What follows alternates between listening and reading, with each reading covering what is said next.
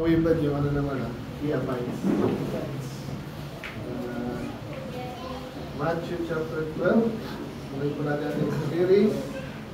Tapos po tayo sa 11 last time, no? Ngayon, hanggang 8 lang po tayo. Okay? So, ako muna, ngayon muna. Salita po tayo, kayo muna. Ready, go. At that time, Jesus went on the Sabbath day through the courtyard, and his disciples were on hunger, and began to pluck the ears of corn and to eat. When the Pharisees saw it, they said unto him, Behold, thy disciples do that which is not lawful to do upon the Sabbath day. But he said unto them, Have ye not read what David did when he was an hungered, and they died their living? How he entered into the house of God and did eat the showbread, which was not lawful for him to eat, neither for them which were with him, but only for the priests. Or have ye not read in the law, how that on the Sabbath days the priests reach the temple, profane the Sabbath, and are idols? But I say unto you that in this place is one greater than the temple. But if ye had not what is written, I will have mercy and not sacrifice, ye would not have condemned wickedness. Sabay-sabay sa 8, let me go. For the Son of Man is Lord even of the Sabbath day. Let's pray, Lord. Salamat sa mga salita. I pray, kami po ay pagpalain nyo ng yung mga salita, katotohanan. I pray, makita rin namin ang meaning ng Sabbath, Panginoon, na mamamalin, Panginoon, ng marami. So I pray na kayo po yung nagbigay ng nawa. Salamat sa bilang, nakakabalik dito, Panginoon, magkabay dito sa inyong gawain. Ay po ang panalangin, yung malulati. In Jesus' name we pray. Amen. Makakampo na po. Okay, good morning po sa lahat. Okay, so title po natin ngayon, naalala nyo yung last week. Basta yung nakaraan yung sa Matthew series natin. Ano yan? Matthew 11. Come to Jesus for wisdom and pinangalala. Come to Jesus for wisdom and basahin na lang natin. Pakibasa nila sa 28. Ready, go. Come unto me, all ye that labor and are heavy laden, and I will give you rest. Ayan, so dito sa bandang muna, wisdom ang pinag-usapan dyan, no? Dito naman, rest. So, importante ba yung rest? Yes. Tayong mga tao, hindi pwede tayo hindi mo tulog, alam niyo ba yun? Kahit gusto nyo, kahit yung isa mga anak ko mga kulit, ayaw matulog, mamaya tulog. Kasi gano'n ng tao. Manisira daw ulo mo pag di ka natulog. May gumawa niyan subukan lang di matulog. Kasi kailangan natin yan talaga sa gabi. Mas maganda kung gabi, sumiya. Pero okay din sa umaga, lalo mga bata.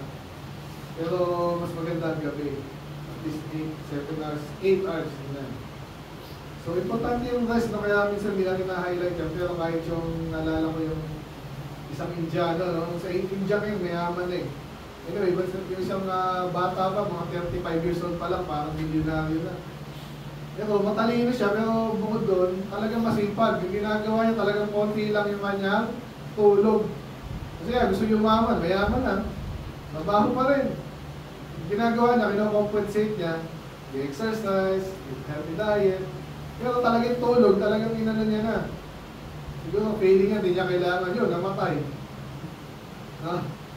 So alam niyo, kaya ito pag-usapan natin ngayon, na ano natin itong last time. So ngayon naman, ang term dito is Sabbath. Okay? Sabihin niyo nga, Sabbath.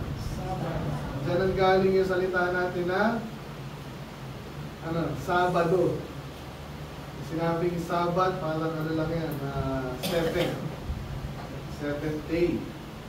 Okay? So ano yung pang 7th day? Uy, Sabado ngayon, di ba? Sabado, Sabbath. Pati sa Greek, Sabbath, Sabado din yan, Sabbath. Sabat, basta ganun din. So So, binuha dito yan. Ano ba yan? Pitong araw. Pero sa mga meaning yan din is rest. No? Kasi nga, malaming ano yan tayo mag-usap? Ha? So, sa Bible, ang Diyos na nagpauso niyang 7 days. Alam niyo ba yun?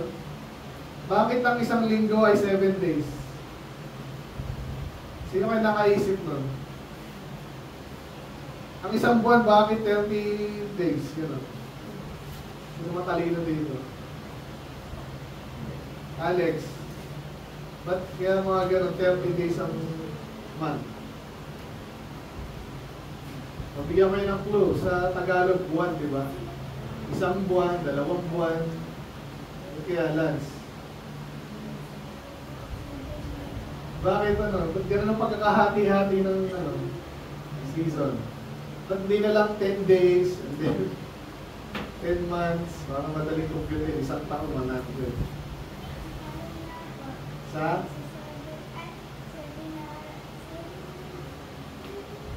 Bakit 7? Hindi, sa buwan muna tayo. Bakit 7 days ang isang buwan? Ha? 7 days po sa linggo. 7 days ang linggo. I mean, 29, 30 days sa isang buwan. Yan. Ba't ganun hinati? Palagyan nyo lang. Mahina pala kayo sa ano eh. Sa music. Yeah, sabihin ko sa inyo, yung seasons kasi sa Bible, sa Genesis, di ba? Unahin natin araw. Bakit isang araw is 24 hours? Kasi saan hinati yun? Ano yung nag-divide ng oras? Yung araw muna. Nung araw, kasi lilita yung araw, lulubog, isang araw yun.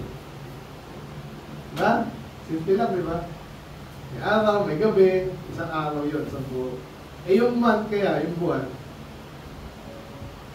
bakit 29 to 30 days yun?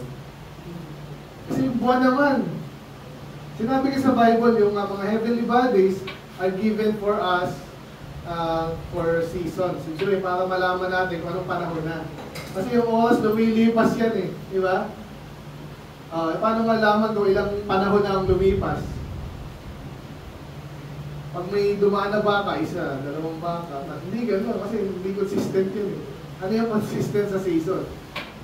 Yan, yung araw, then buwan. Okay? So kaya yung buwan kasi, yung phase niyan, pansinin niyo yung buwan, minsan bilog, minsan wala, minsan manipis, minsan kalahati. Yan, so pag nakaikot ng isang cycle yan, isang buwan. Okay? Ayun, so ayan yan. So again, hindi eksakto yan, pero sa panahon natin ngayon, na-standardize na yan. Kaya, ilang buwan sa isang taon? Ba't ganun? Ilan?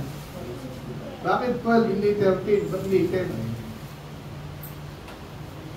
Nakita tayo sa astronomy. Decade agad. Taon muna, seasons kasi di ba mayroong season, paulit-ulit yan na yan. Tag-araw, taglamig, tag-ulan. Sa mga Northern Hemisphere, ano yan, yun yan, 4, di ba? Winter, summer, fall, then spring. Sa Israel, ganun. Meron ganun problema yun. So sa atin, 2 lang daw, tag-araw at tag-ulan. So paano malalaman yung nakaraang tag-ulan?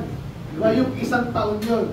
Paano mo i-measure yun? Gamitin mo yung binigay ng Diyos, ilang buwan. Then, 12 months, once 1 year.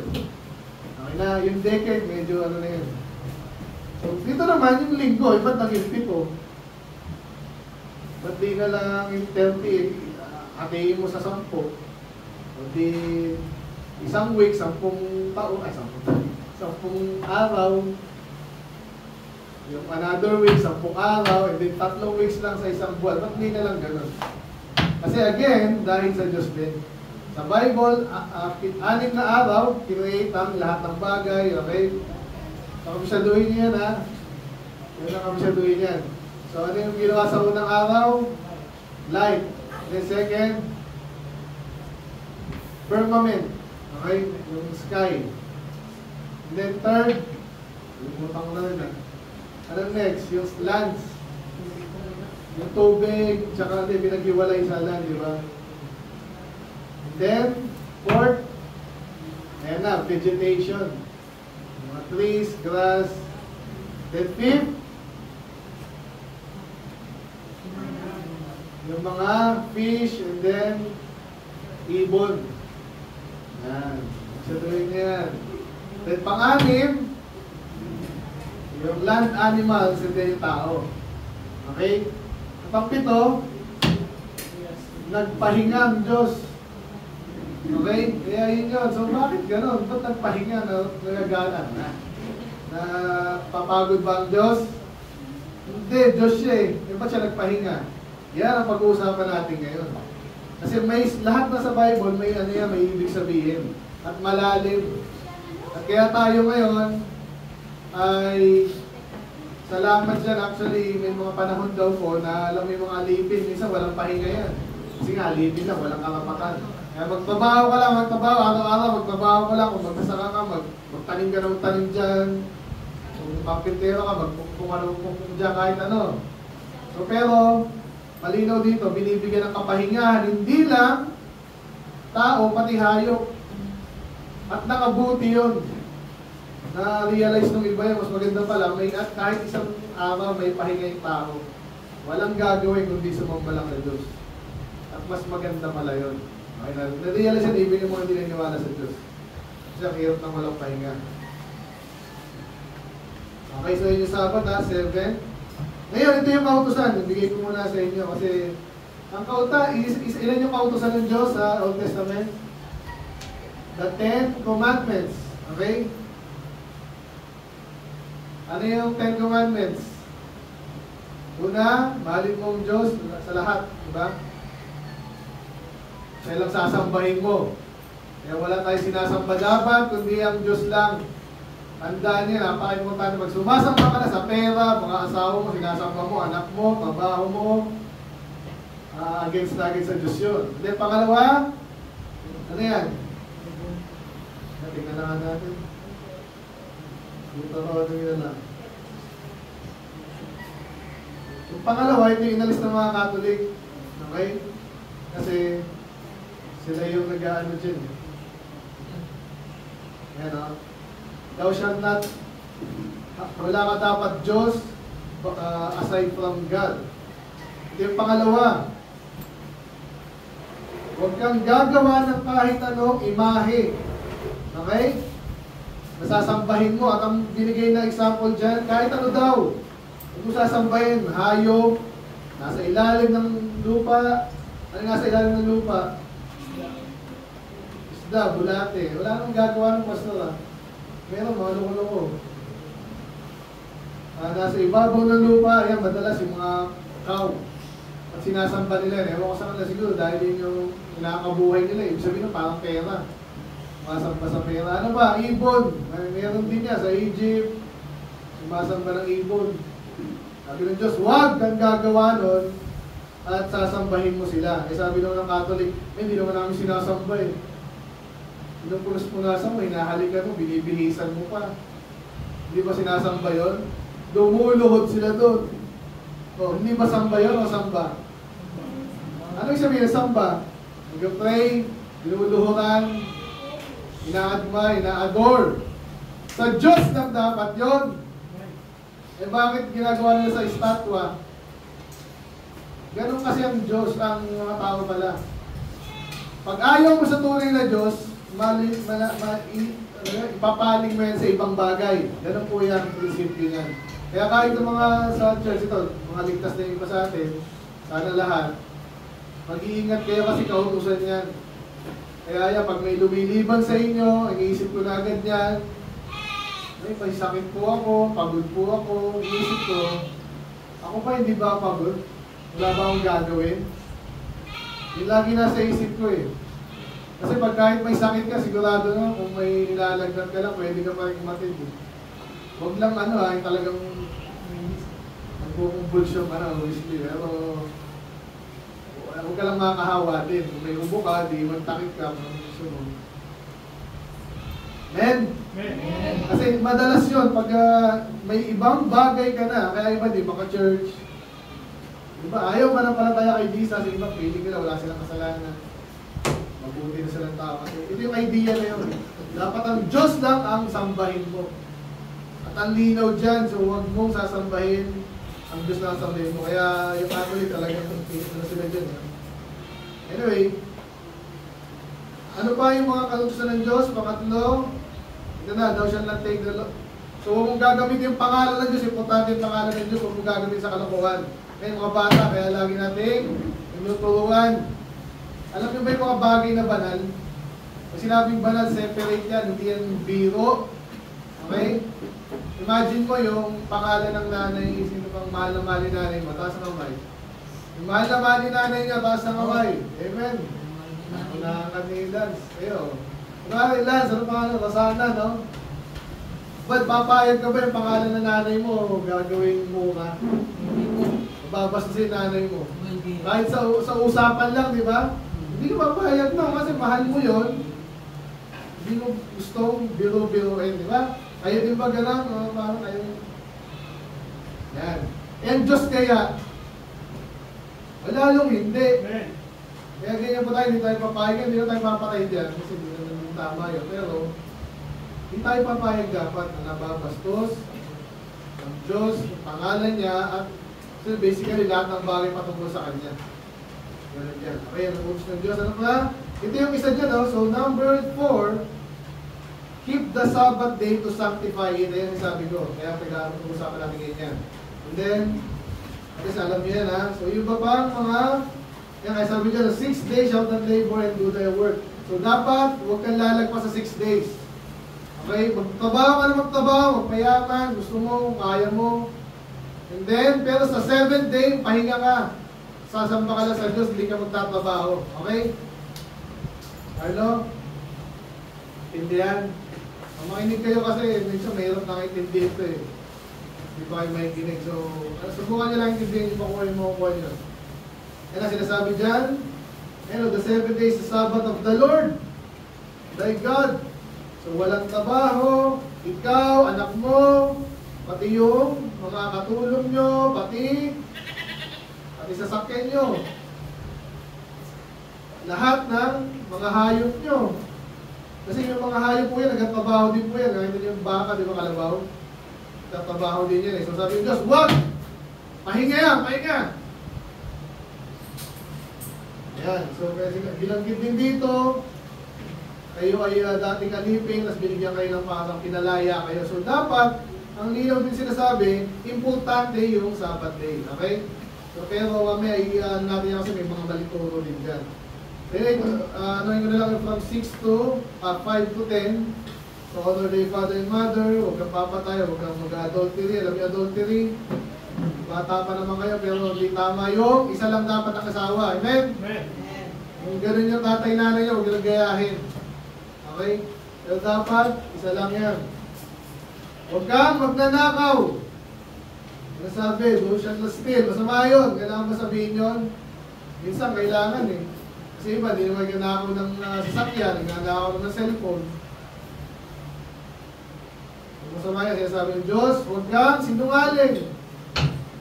Then, thou shalt not huli. Huwag kang magkukuvet. Huwag kang mainggitin. Covetousness. So, may sira ng church yan. Mali, nakita mo si Miguel, laki ng katawan, dapat ako din. Nasunin ko kaya ito. Kaya mo lang siya, di ba? Palaki ka rin ng katawan.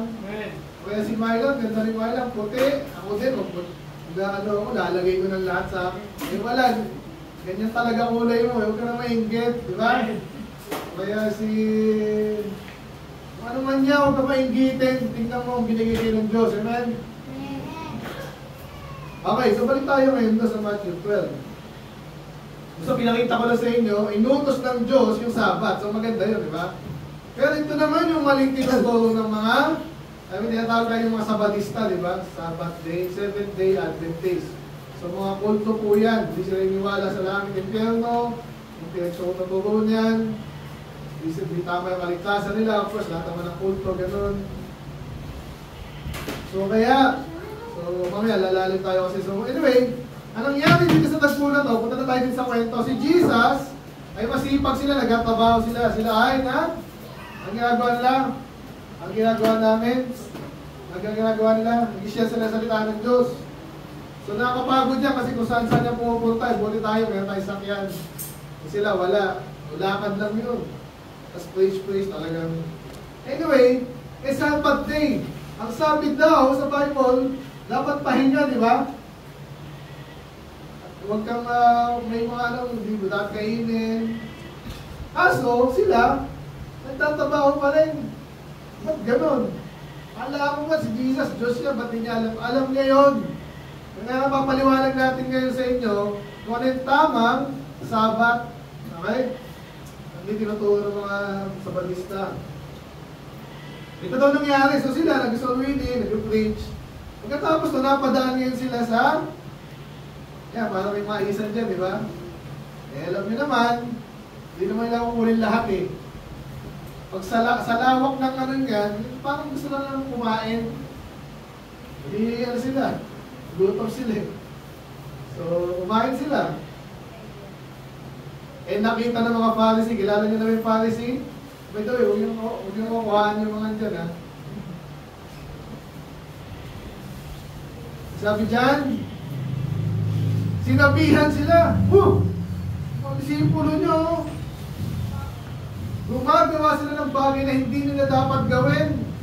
So, yung sabihin, nagmamarunong to. Alam mo si Jesus, mga tagasunod niya ngayon, tinuturuan niya na yun eh. Dapat may nagmamarunong dito? Kasi may mga ganyan tao, maniwala kayo. Itong ginagawa namin, dito madali.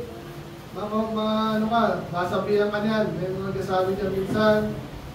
Lagi siya sabi sa'yo, nung kami nag-preach, was all winning. Walang masama dyan, alam nila yun. Hindi nga nila ginagawa yun eh. May COVID daw, may virus daw. Ano mas nakakatakot, virus o impyerno? Bawal kayo mag-ano dito, wala ko sa impyerno. Hindi na sinabing gano'n, pero babawala kami sa winning. So, nagmamarunong ang tawag doon. Kasi sabi naman sa akin doon sa malapit lang sa amin, wala kang mask, bakit ka nagkaganyan? Ay, pinauwi yung mga sinusolving ko. Tama ba yun? Kasi importante yung kaligtasan eh. May mga tao nagmamarunong. Tandaan niyo yan. So, kayo, alamin niyo kayo yung tama. At yun ang aralin natin ngayon. Si Jesus, sinong tama? Si Jesus o yung Pharisee? Si Jesus, alam natin ngayon niya. Pero nung panahon na yun, parang ganyanan yan. Kahit sa anong tama, Katoliko, Iglesia ni Manalo. Yung mali yun eh. Okay? So makikita natin ito, pinapagalitan si Jesus ng mga Pharisee. Ano sa palagay ng sarili nila? Kaya sasagutin sila ngayon ni Jesus. Okay? Ito na yung ano natin. Punto kayo ha. Sabi ni Jesus, have you not read what David did? Hindi nyo ba nabasa? Kasi yung Bible, nandiyan lahat ng kwento niya ni David eh. Anong ginawa ni David? Nung isang beses po, tumakas siya sa kanyang anak, at saka kay Saul lahat ato kay Saul. No? Tama, si Abimelech yung Christian. So, gutom na siya, tumatakas siya, pero kilala siya yung hari dati kasi. Hindi pa siya hari kasi kay Saul pa lang eh. Pero general siya. So, ginawa niya dyan, nung nagutom siya, nung ginawa niya, pumunta siya sa House of God, temple po yan. Sa temple, laging mayroon doon, utos ng Diyos, laging may tinapay doon, di pwedeng wala. Okay? So, walang kumakain doon. Nalagay lang doon para sa Diyos daw yun. Okay? Huwag gagayahin, na dati pa yun. Anyway, ginawa doon, pumasok sila, kinain nila ngayon yung tinapay kasi wala na, gutom na sila. Ano kakainin natin? Ako, ito na lang. Binigay sa kanila yon. So, tama ba yun? Hindi. Tama ba yun? Hindi. Sabi sa Bible, walang kakain yan. Kinain nila. Tama ba yun? Yan, di na tayo mahati kasi parang tama, pero parang hindi. Okay? O, isa pa. Sabi na, have you not read the law? Sinabi din sa Bible, ano yung nabasa natin kanina? Pag Sabbath day, walang magtatrabaho, bawal. Okay? Kasi sabi doon, makikita natin, binasa natin, yung mga priest nagtatrabaho. Ay, ba't ganon? Yan, so ibig sabihin, iba yung ibig sabihin ng Diyos talaga doon sa Sabat na yun. Hindi siya ganun kasimple. Kaya ngayon, ang sinasabi ni Jesus, but I say to you that in this place, is one greater than the temple. Yung tinutukoy niya yung lugar kung nasan siya ngayon. Nasa palagay niya sino yun? Sino yung greater than the temple? Eh, temple, ginagalang nila yan. Okay, kaya sa atin yung dito place, bagay, ano sa atin yung mga baptist eh. Pero, yun nga, kaya ayoko na makulit. At least pag nag-ano na tayo, pag nag-aaral na tayo, hindi maganda yung makulit, maingay. Dapat nakikinig tayo kasi ito yung pinaka, ano natin, ginagawa lang dito, aral ng salita ng Diyos. Wala nang iba, di ba? Nakita niyo naman, iba kantahan, ganun pa rin, salita pa rin ng Diyos yun eh. Ito yung pinaka ginagalang natin dito, ang Diyos at salita niya. So dapat, obviously, hindi tama yung makulit, maingay, hindi nakikinig, natutulog, kasi ginagalang natin ang salita ng Diyos. Amen? Amen. Eh pag natutulog ka, anong ginagawa mo? Madaldal ka.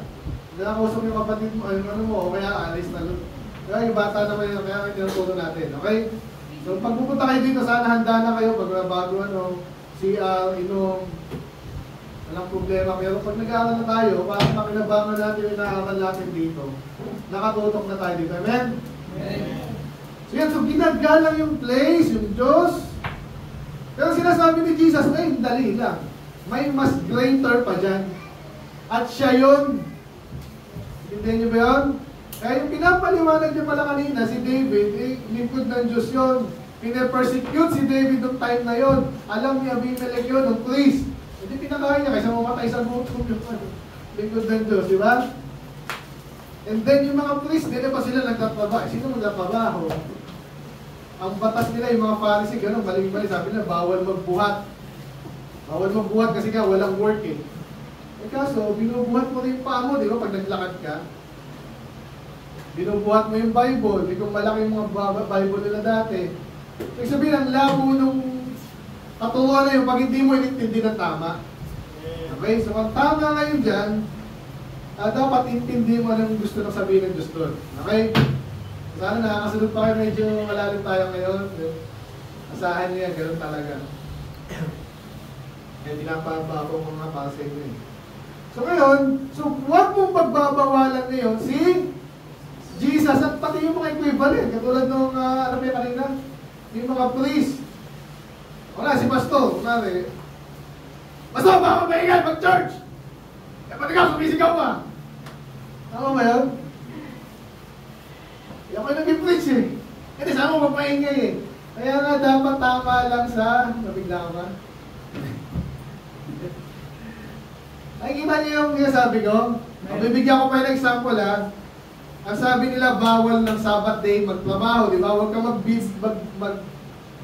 magbubuhat ng mabigat. Ang tanong ni Jesus sa kanila, kunwari, yung ano mo, yung kambing. Sino nag-aalaga ng kambing dito? Nag-aalaga ka pa niya, Mayla? Minsan, di ba? Kunwari, ang sabi, bawal daw magbuhat. Eh, yung kambing mo mamamatay. Ang kukulit pa naman ng mga kambing, di ba? Parang sila dito, yung kambing namin dito. Natrap ba naman sa tricycle? Ganyan yung mga yan eh.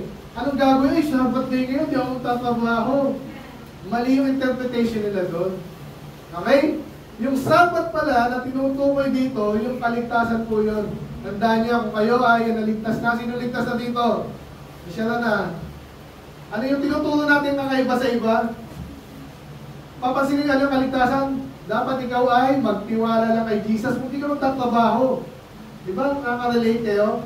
Bawal sa Sabat magtrabaho, sa kaligtasan, bawal din ang trabaho. Dapat pananampalataya lang. Pananampalataya, tumawag sa Panginoon, ligtas ka na. Yun ang pinaka-importante, di ba, kaligtasan? Diba tinutuloy ba? Dapat maglingkod ka sa Diyos, magpapaptize ka, dapat maling-mali. Minsan, ang hirap iwasan niyan para sa iba. Hindi nila maintindihan unless talagang paliwanag mo at of course, ang kilos din ng Holy Spirit. Pero yun ang malaking bagay dito. Kaya maraming hindi naliligtas. Hinahaluan yung gospel ng works. Tandaan nyo yan. Katoliko gano'n. Kailangan member ka sa amin. Kailangan 7 sacraments. Iglesia lalo. Manalo. Ganyan din yung mga yan. Kailangan gagawa ka. So ito yung pinapaliwanag natin yan. Nakikinig ba kayo? Ito. So dapat ligtas sila mas Carlo. Paano ka naligtas? Naglingkod ka ba sa Diyos para maligtas ka? Tama, hindi ka nakikinig. Sabi ko lang, hindi nga eh. So, pananampalataya lang. Yung paglilingkod, mamaya na yon. Okay? Yung paglilingkod para sa reward, ito yung team natin last week. Maganda yung maglingkod sa Diyos, maganda yung magsisi sa lahat ng kasalanan, araw-araw gawin mo yun.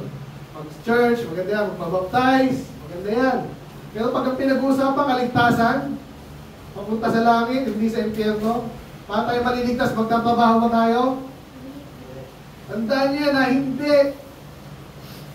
Hindi dapat, nililinaw natin yan kasi again, yung mga kulto, inahalo nila, litong-lito yung mga tao. Hindi maligtas yung mga tao kasi ay, hindi pa ako ligtas kasi makasalanan pa ako eh. Yun, kaya tandaan niyo yun, okay? So ngayon, nauna na tuloy ako, but okay lang. Kaya yung sinasabi niya dito, mas importante sa Sabbath, sino? Yung Lord of the Sabbath. Kasi siya yung Panginoon eh. Siya yung, alam niyo ba yung Panginoon? Kunwari, maramihan sa inyo, mga katiwala, di ba? Ayan, dito sila, ayan, katiwala. Lahat naman tayo katiwala. Ako, may post din ako eh. Amen? Amen. Pag anong sinabi ng boss, ng may-ari, di ba? Nice, sanay ka na magtanim ng bigas. Kasi sabi ng may-ari, ayaw ka na ng bigas. Gusto ko, dragon fruit. Ay, hindi ako marunong, aralin mo.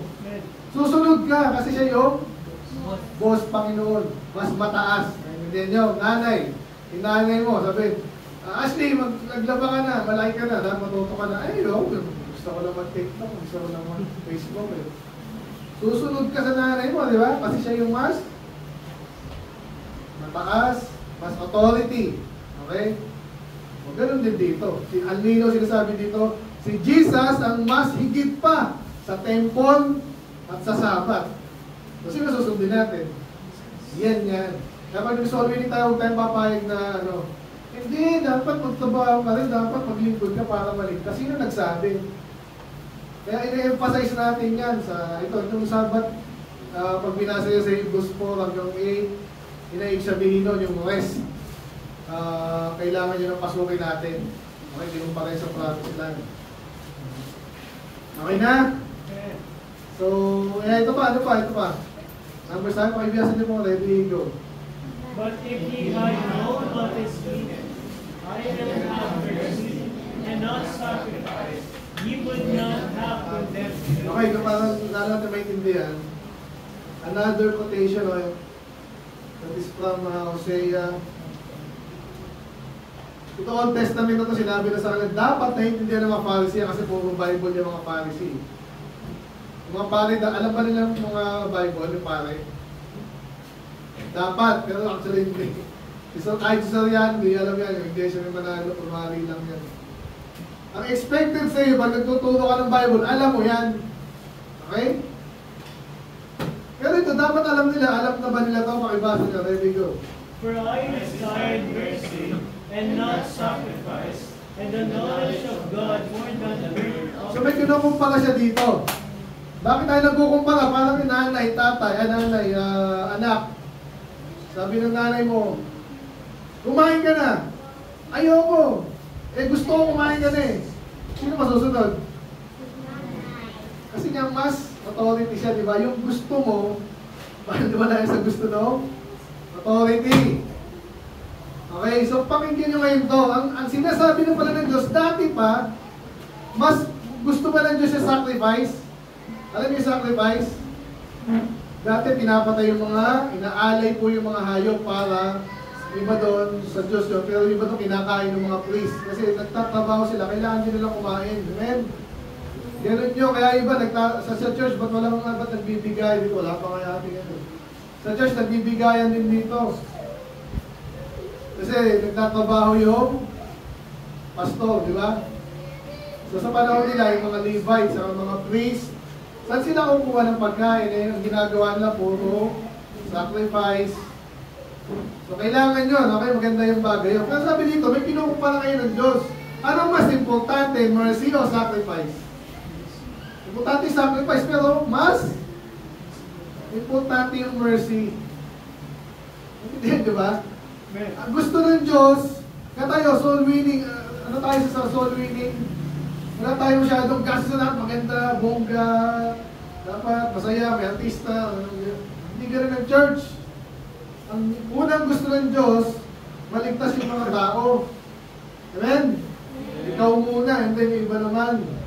Sacrifice ka naman sa church, bigay ka ng bigay. Pastor, ako nagbigay ng ng sasakyan, ako nagbigay, hindi ka na umaattend, hindi ka na gusto winning. Anong sa palagay mo? Tuwa ang Diyos sa'yo?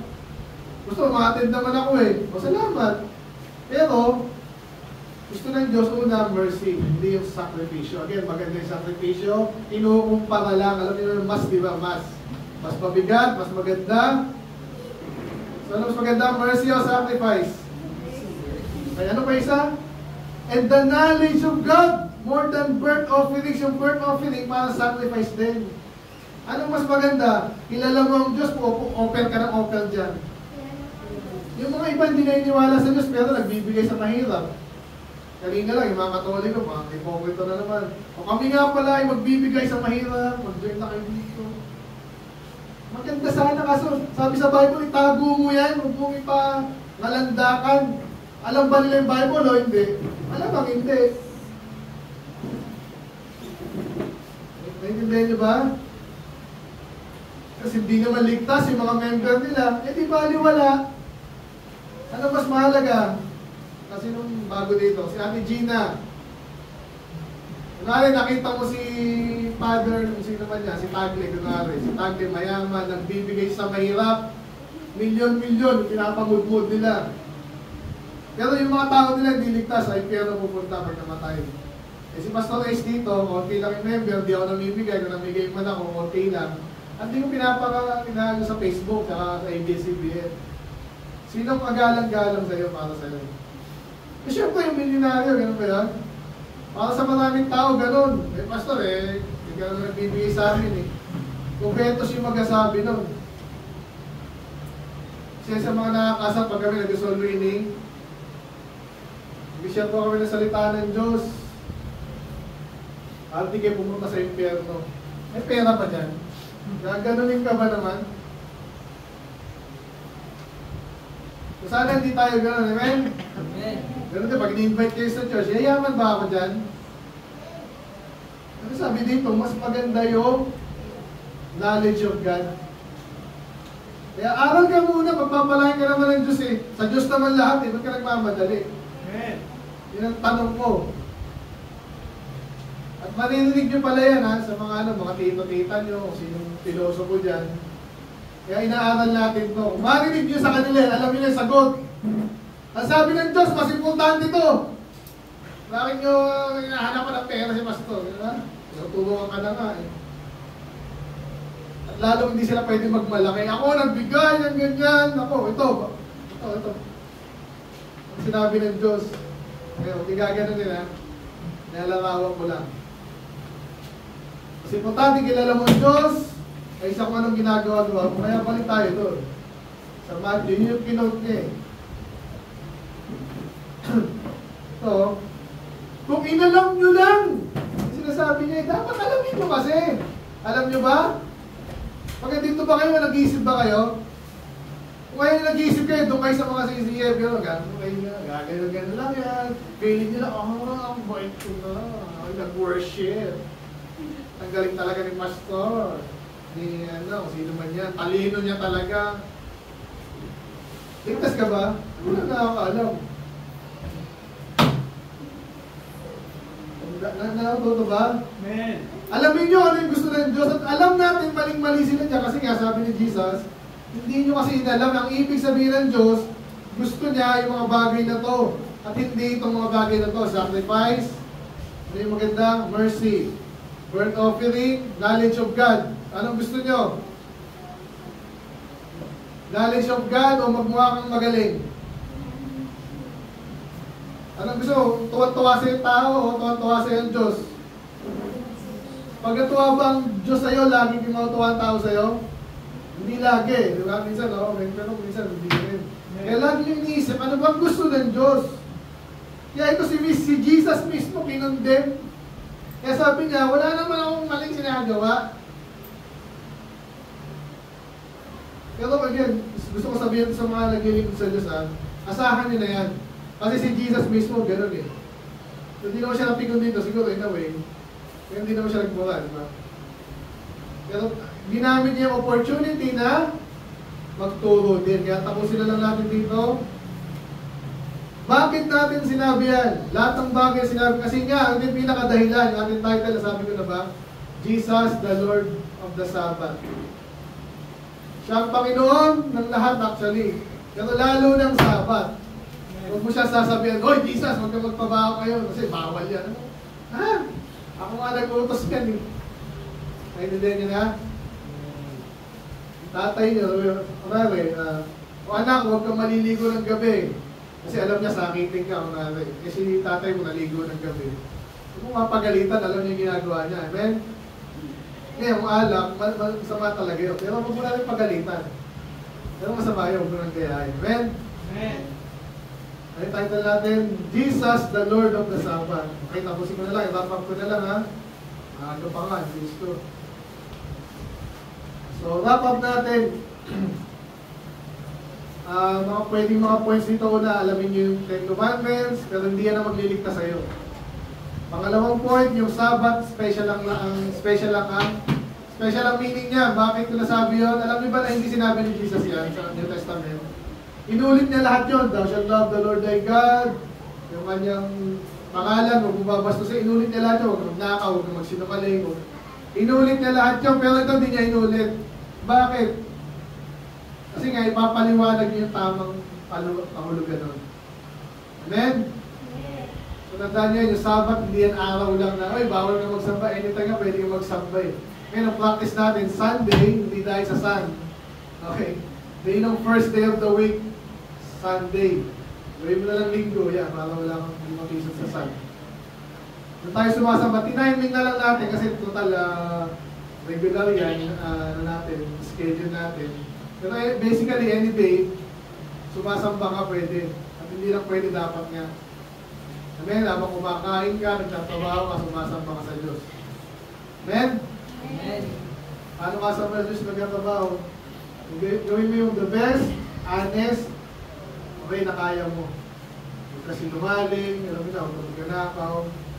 Pero again, huwag natin i-forsake yung ating assembly, itong church. Yan yung mga points natin dyan. So, another point, mag-ingat sa mga, katulad nitong mga Pharisee. Mag-ingat kayo pag may sinabi yan. Lalo ito, may nag-criticize, umuwi kayo, kunwari si Jerickson. Tatanungin siya ng teacher niya, kung sino man yan. Sabi ba, ba't ka nag-church yun? Diba, katoliko tayo mga Pilipino? Diba? Alamin mo, kaya nga alamin nyo dapat, tinuturo ko lang sa inyo, hindi ko pwede isaksakin sa kumopin. Alamin nyo yung mga tamang sagot. Sinasabi na salita ng Diyos. Darating at darating yan. So, yun ang point doon. Yung mga kalaban, aasarin kayo niyan, ililigaw kayo niyan, alamin natin yung tamang sagot. Okay? Tamang rason, tamang katuwiran. Then last, bandang uli, si Jesus yung pinaka-pinaka. Okay, siya yung pinaka sa lahat. At pag may kumonta kay Jesus, siguradong kalaban yun.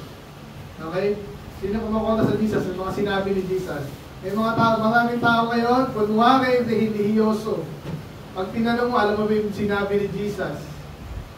Pagkatoliko, di ba Kristo rin yan? So, dapat.